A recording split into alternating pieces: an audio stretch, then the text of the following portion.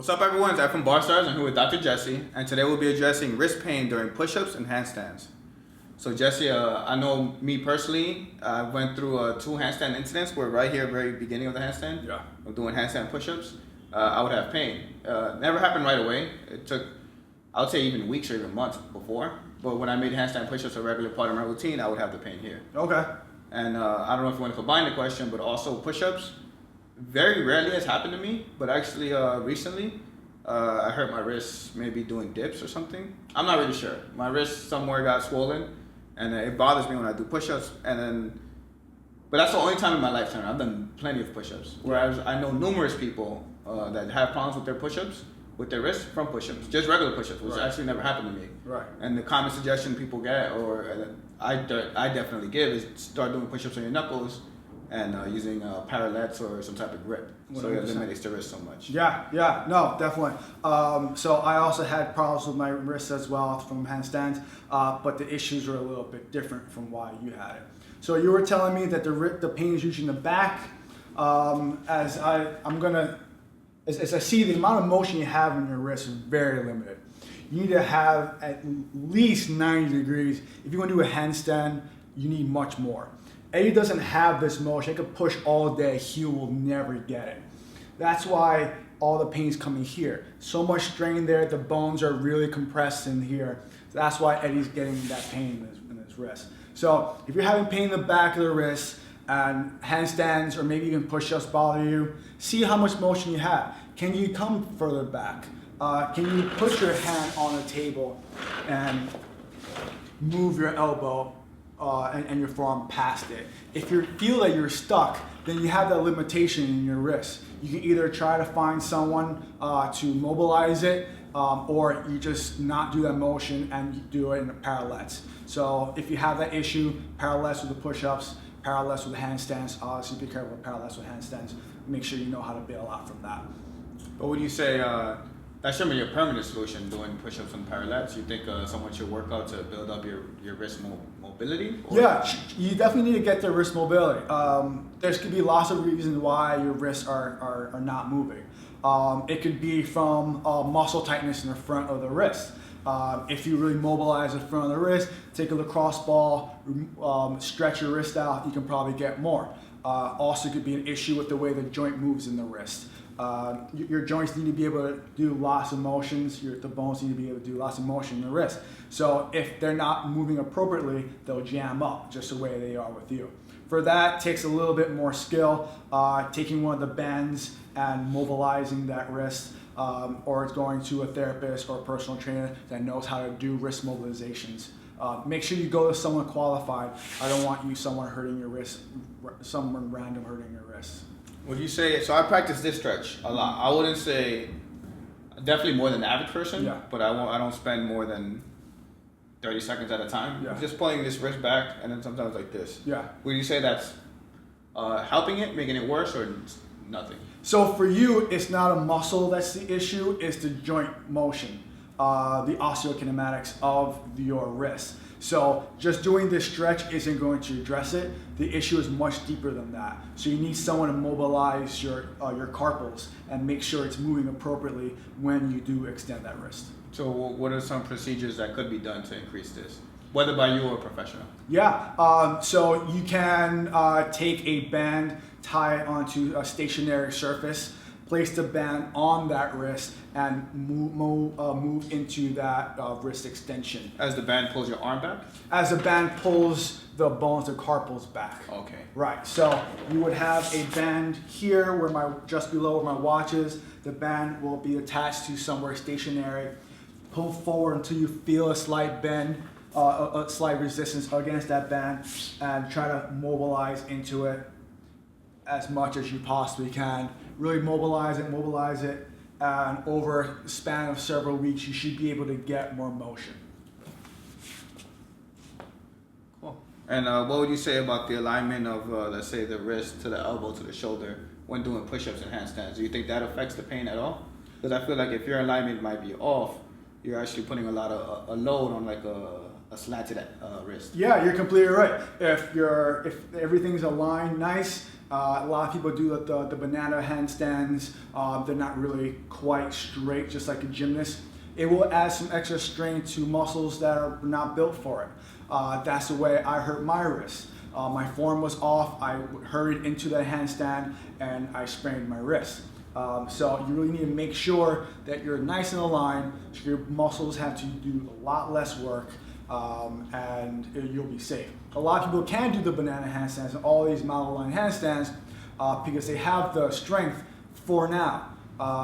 You run the risk of hurting yourself. So don't think, oh, I can do a handstand even though you look like a banana or you're not stacked on top of each other. You're safe for now, but I would say continue working on it until you're straight and aligned. I actually want to touch on that, but before we lose this thought, also the same exact thing, but for push-ups. So you mentioned handstand, but would you agree that also having let's say, the joint stacked, wrist, elbow, shoulder, like kind of like in a straight line, puts it at a more structurally safe place? Yeah, as long as it's stacked on top of each other is definitely the best way to go. Shoulders nice and engaged, wrists below elbow, below shoulder.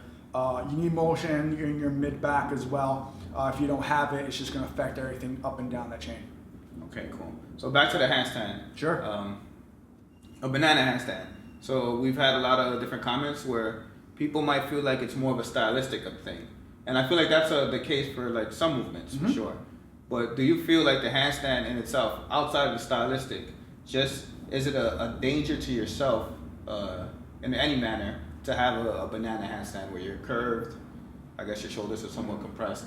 Yeah, so if you're going for style for the banana handstand, which I've seen looks great, and a lot of it looks awesome. A lot of people can do it really well. If you have the prerequisites for it, is your spine have a uniform curve to it? Is it stable? Are you shaky? Can you hold it for long periods of time? Then I'm all for it. If you have the prerequisites for it, then you can do it. So you think there is a safe way to do it? Oh, 100%. 100%. I'm not big on saying that exercise will always hurt you all the time, for the exception of the chicken wing probably. Yeah. But if you can do it appropriately, then and you have all the prereqs for it, then go for it. Definitely. Is there any science you could say that would make a banana handstand dangerous, as opposed to just not the way it looks, but just it could really put your joints or your muscles in an unstable place? Yeah, it's good to have someone spot you, have someone check your form. See how is your spine curved. Is it curving a lot from the low back? And that's not safe. Is it uniform and your thoracic spine is moving along with your lumbar spine at a great looking C shape? Awesome. If you're shaky, if you're looking unsteady, if your neck is always extended, but it really affects everything down the body. So always you have to check the form, check the strength. Can you go straight even? If you can't do a handstand straight, you can only do a banana, then I'm not going to be 100% convinced that you can keep the banana. Because if the straight one is the safest and the banana requires more strength, then not being able to do the safe one, only doing the one that gives you more strain, is probably going to tell you that you probably don't have the mobility or the stability to be able to hold it. I agree with that. Mm-hmm. I actually, when I used to do a lot of banana handstands, I felt a lot of pain in my lower back. Yeah, as we saw when we did the full body assessment, you really hinge from the L5, S1, or L4, L5 segment. So for some reason, you don't have the control or the mobility to be able to do it. The lower vertebrae of it. Exactly. You have all these mobile vertebrae that can move, but you choose to move in just that one. And that XX strain can cause a lot of low back pain in the future. So would you say a safe banana curve would be one that uses the whole spine to curve gradually? The whole spine needs to be curved. Putting all that weight onto one vertebrae that's bending, you're going to ask for some serious issues. Definitely. Are you familiar with the hollow back handstand? Kind of like where it's overextended? Similar to the banana. Yeah, but it's more done on purpose. I feel like bananas are rarely done on purpose. Okay. So a hollow back is kind of like shoulders are back, head's forward, and you're legs come out curved, kind of like instead of being somewhat arched, it's more pointing at you. Yeah, so you really need to be able to have that shoulder flexibility and flexion.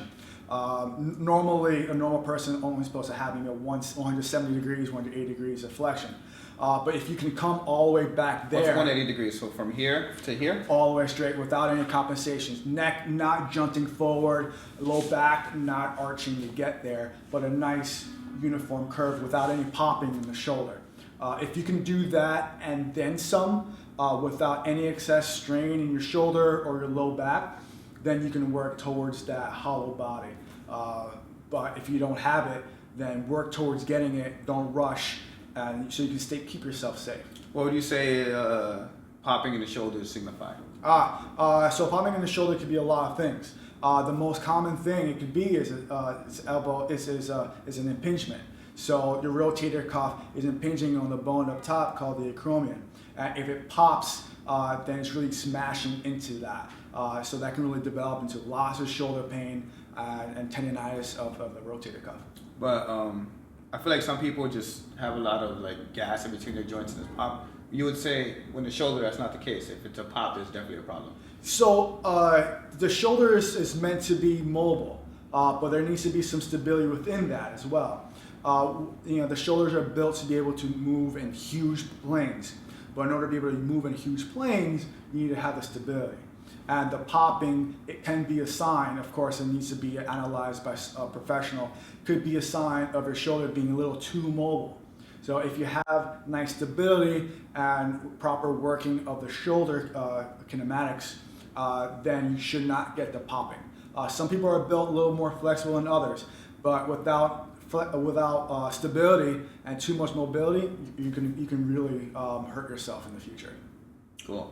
I feel like you answered the question. Thank you. No problem. Thank you guys for watching the video. Remember, if you have a question for Dr. Jesse, please leave it down below. And see you next time. Thanks, Jess. See you later.